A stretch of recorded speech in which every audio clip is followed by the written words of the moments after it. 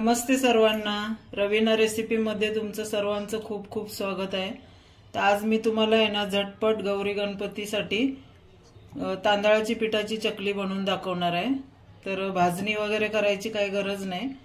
ते बघा मी तांदळाचं पीठ घेतलेलं आहे, घरामध्ये होतं दळलेलं। तर हे 3 वाट्या मी एक तुम्ही कोणती घरातली एक वाटी माप म्हणून घेऊ शकता। तर त्याचे ते 3 वाट्या मी तांदळाचं पीठ घेतलेलं आहे आणि अर्धी वाटी बेसन घेतलेलं आहे। तर आता हे पीठ मी चाळून घेतलेलं आहे। तर याच्यामध्ये अर्धी वाटी बेसन हे आता मिक्स करून घेते। तर हे रेशनिंगचे तांदूळ वापरलेले आहे मी, धुवून स्वच्छ दळून आणलेले आहेत सुकून वगैरे।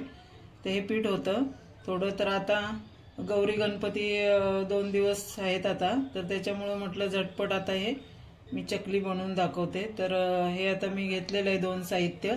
त्याच्यामध्ये आता काय काय घालते बघा मी। ते हे आपल्या चवीनुसार तिखट घालून घ्यायचं आणि हळद थोडीशी घालून घ्यायची,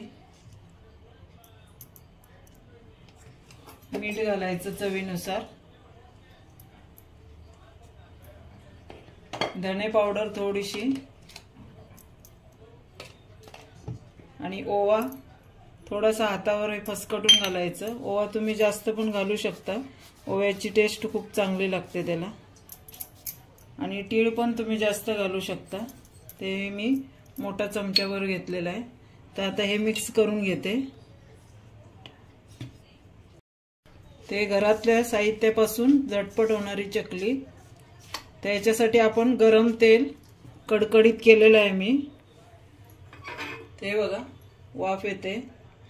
ते कडकडीत तेलाचं मोहन मी 3 मोठे चमचे घेतलेले आहेत पोह्याचे। तर ते मी घालून घेते याच्यामध्ये।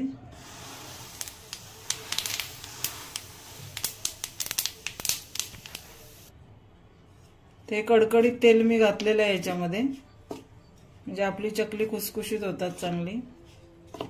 आता हे चांगलं हाताने, आता हे गरम आहे म्हणून मी चमच्याने करते, थोड्या वेळाने थंड झालं की चांगलं सगळीकडे चांगलं हाताने फसकटून घ्यायचं। सगळीकडे आपलं तेलाचं मोहन घातलेलं सगळीकडे व्यवस्थित पिठाला लागतं। मग असं हाताने मिक्स करून घ्यायचं। हे बघा हाताने मी व्यवस्थित आता चांगलं हे करून घेतलेलं आहे, फसकटून घेतलेलं आहे, म्हणजे एकजीव करून। ते इकडे मी गरम पाणी केलेलं आहे।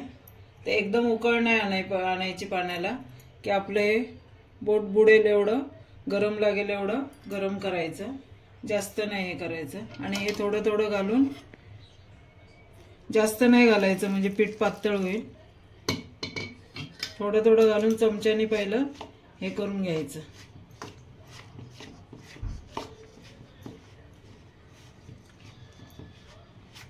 पण जास्त झालं तर पीठ आपलं पातळ होईल म्हणून जास्त नाही हे करायचं। आणि थंड पाणी नाही घालायचं, गरमच घालायचं। आणि चुकून जर तुमच्याकडनं असं झालं की जास्त पाणी वगैरे पडलं गेलं, तर मग त्याच्यात बेसन पीठ वगैरे तांदळाचं पीठ घालून पुन्हा गोळा आपला घट्ट मळून घ्यायचा।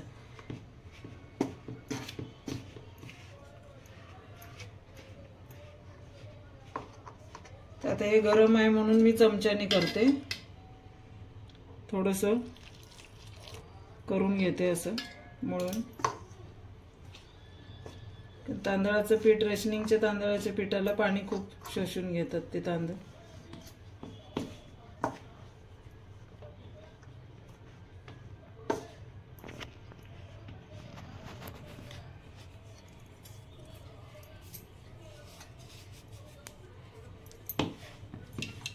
आणि असं मग हाताने हे करून घ्यायचं। हे बघा आता गरम लागत नाही, गोळा होईल तिथपर्यंत करून घ्यायचं। आपल्या अंदाजानुसार पाणी घालून घ्यायचं। आता आपला गोळा तयार होतोय। असा गोळा ओबड-दोबड असं मळून अर्धा तास झाकून ठेवायचं पीठ। 15-20 मिनिटं तरी मुरायला द्यायचं, म्हणजे चांगलं फुगून येतं पीठ आपलं व्यवस्थित।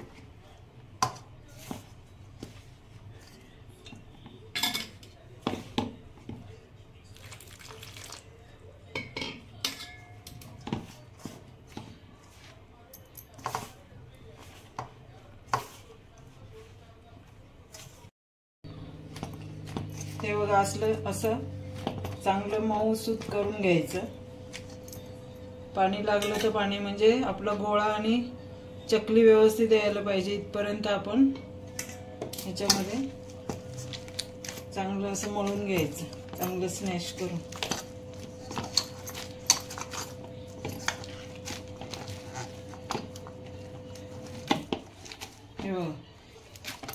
एवढं असं मी इथपर्यंत, एवढं असं जास्त पातळ पण नाही आणि जास्त घट्ट पण नाही, एवढं असं मळून घेतलेलं आहे मी. आता हा गोळा झाकून ठेवते अर्धा तास.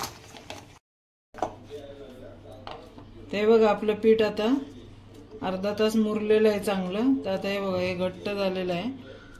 त्याला काय करायचं, थोडं थोडं घेऊन चांगलं मळून सोरयामध्ये घालून घ्यायचं, चकलीच्या साच्यामध्ये. तर मी इथं आता सेपरेट ताट घेतलेलं आहे आणि कोमट पाणीच आहे ते घेऊन चांगलं असं मळून घ्यायचं. जास्त पातळ नाही करायचं, मग आपली चकली नरम पडणार. तसं जेवढं सोरयामध्ये आपलं पीठ बसेल तेवढं मळून घ्यायचं. जेवढं चांगलं मळेल तेवढी चकली आपली तुटणार नाही आणि असे चिरा पडणार नाही. असं स्मूथ होईल चांगलं पीठ. असं चांगलं मळून घेऊन मग चकली करायची. ते आता मी सगळंच मळून ठेवते, म्हणजे चकली आपली पटापटा होऊन जातील. ते बघा मी चांगलं मळून स्मूथ केलं आणि अशा लाट्या करून ठेवल्या. कारण माझा सोरया हा आहे अंजलीचा, त्याच्यामुळे असे जेवढं आपण चांगलं मळू तेवढी आपली चकली छान होते. तर मी पाणी लावून कोमट पाणी लावूनच मळलेलं आहे, गार पाणी नाही.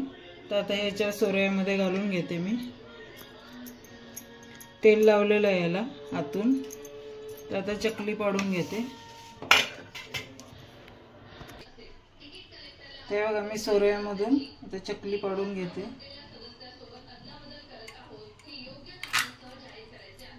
जेवढी साईज तुम्हाला पाहिजे तेवढी तुम्ही काढू शकता. आणि हे असं टोकं जॉईंट करून घ्यायची, म्हणजे तेलात सुटत नाही.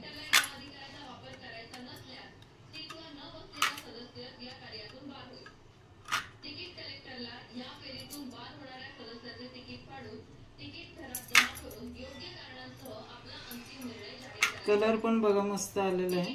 आणि आता इकडं मी तेल गरम करत ठेवलेलं आहे.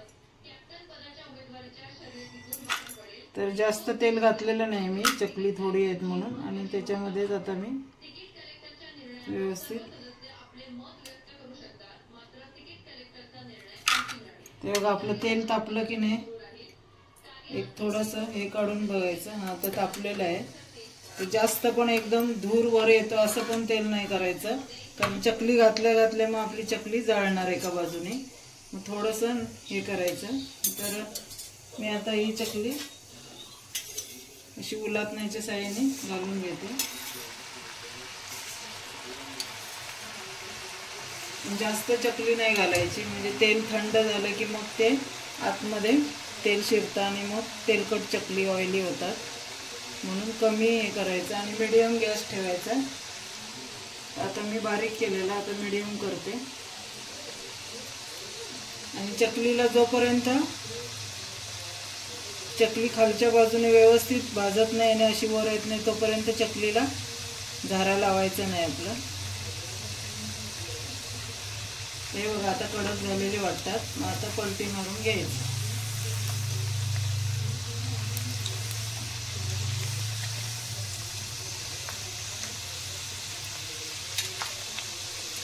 अशी चांगली शेकून घ्यायची.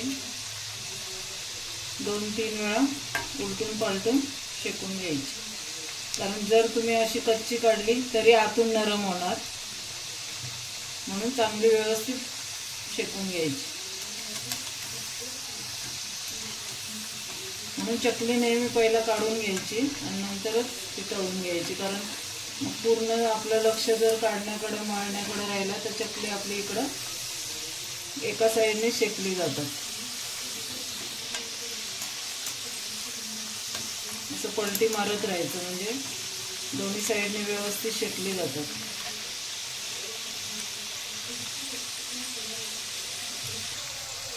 ते बघा आपलं कलर आलेला आहे चकलीला. आता शेकलेले आहेत, मी काढून घेते आणि सर्व आता ही बनवून घेते आणि तुम्हाला नंतर दाखवते. ते बघा आपली चकली तयार झालेली आहे.